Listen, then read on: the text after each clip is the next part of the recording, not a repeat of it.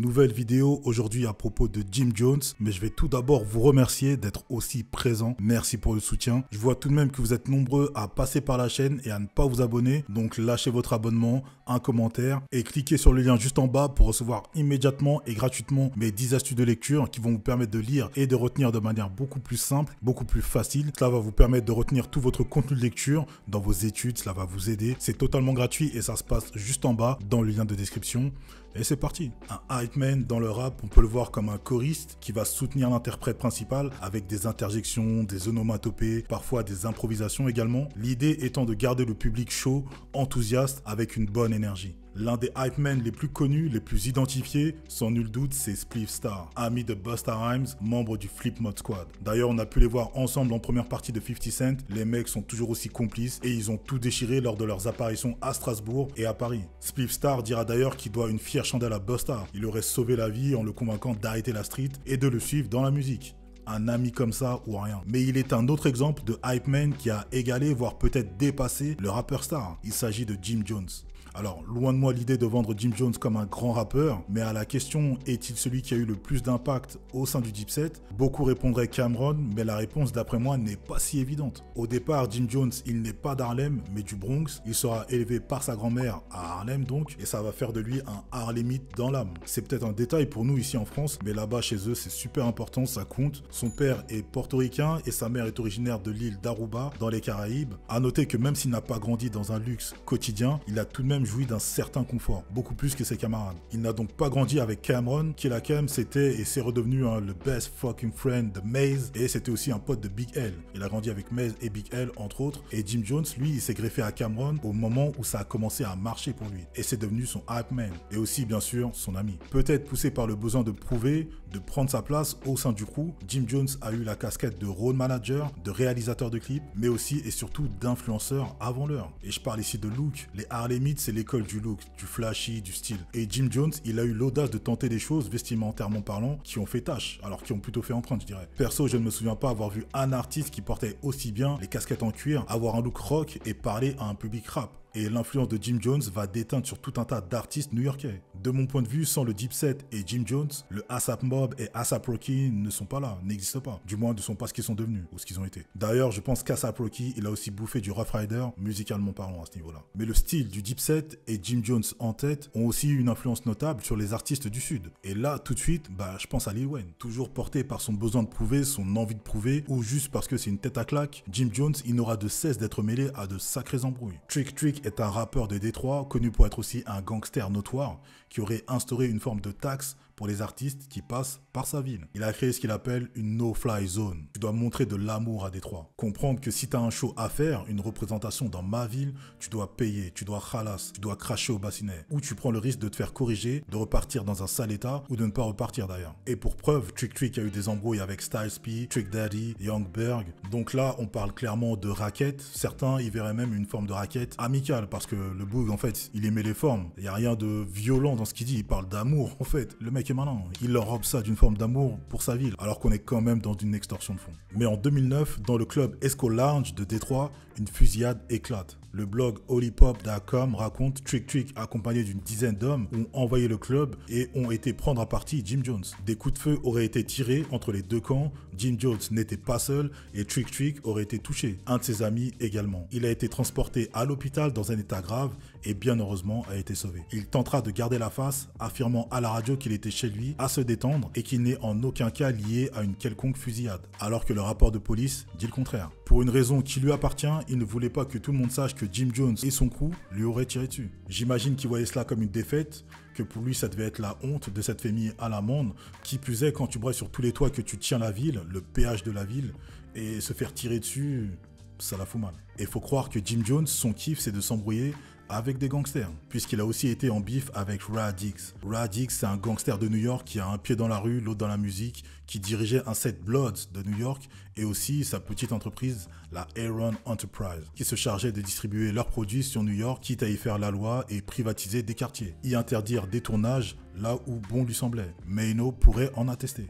Rad-Diggs était en studio aux côtés d'un certain Shura 93 et Jim Jones était également présent. Et le Jimmy en studio, il est plutôt professionnel. On perd pas de temps, c'est pas la foire du trône, on produit, on écrit, on enregistre. Le studio, c'est pas le lieu ni l'endroit pour les embrouilles de la street ou la négativité. Sauf que Rad-Diggs, lui, c'est pas la même. Et même en studio, il gère son business et son gang. Jim Jones n'aurait pas supporté cela et il aurait dit « Get the fuck out of here », c'est-à-dire « Dégage, fous le camp ». Sauf que Rad-Diggs, c'est pas un petit que t'envoies chercher une canette. Il est vite monté en pression. Rad-Diggs, il voulait donc se le farcir, le Jimmy, mais a été calmé par son entourage. Plus tard, dans la soirée, Jim Jones a un show à faire et devinez qui va se pointer avec ses thugs pour lui mettre la pression? Oui, vous avez bien deviné, c'est Rad-Diggs. Il voulait pas s'asseoir sur cette embrouille. Et lorsque le DJ va dédicacer Rad-Diggs, qui est dans la place, Jim Jones serait devenu blanc comme un linge et aurait écourté sa soirée pour éviter une quelconque embrouille. Rad-Diggs ne l'a pas touché, mais le message passé était le suivant. Où je veux, quand je veux, je peux t'atteindre. En fait, Jim Jones ne savait pas vraiment qui était Rad-Diggs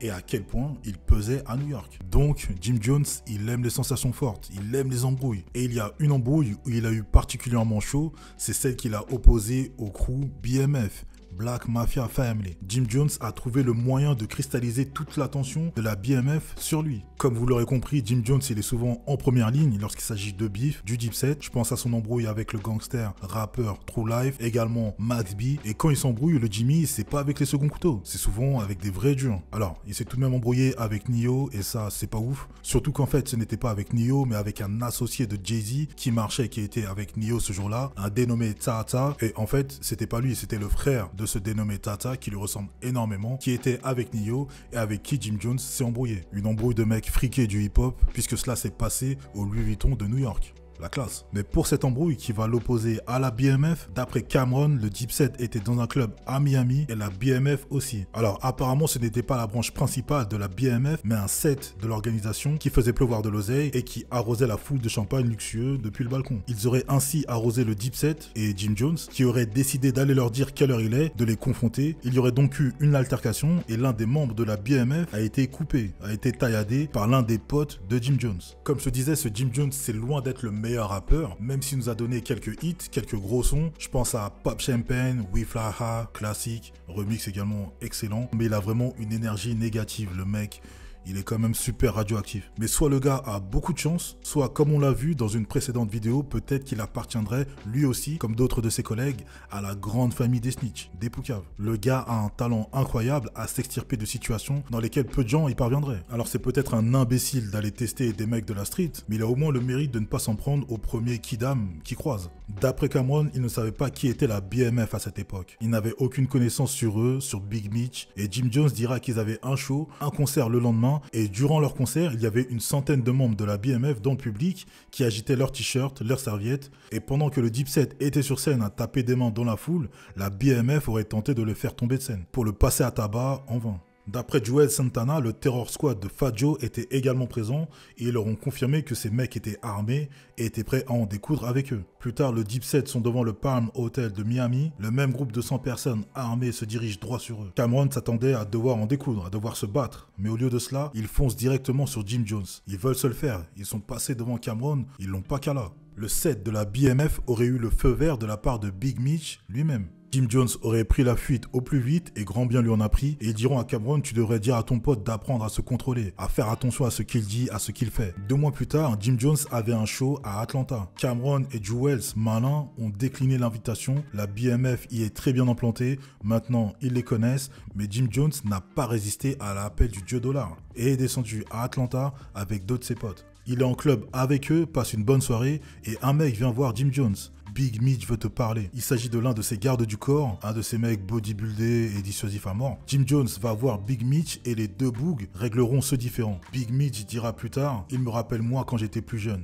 Ils ont squash le beef ce jour-là. Donc toi, dis-moi dans les commentaires qu'est-ce que tu penses de Jim Jones. Pour moi, c'est clairement pas le meilleur rappeur au sein du Dipset. Cameron et Jewel sont bien meilleurs, sont beaucoup plus chaud que lui, mais au final, avec son charisme naturel et le fait également que ce soit un lanceur de tendance, il était mannequin, influenceur, rappeur bien avant l'heure. Je pense que le grand public retiendra beaucoup plus facilement Jim Jones que Cam'ron, malgré que ce soit Cam'ron le grand leader du Dipset. Dites-moi ce que vous en pensez, lâchez votre commentaire, lâchez votre pouce en l'air et on se revoit très bientôt.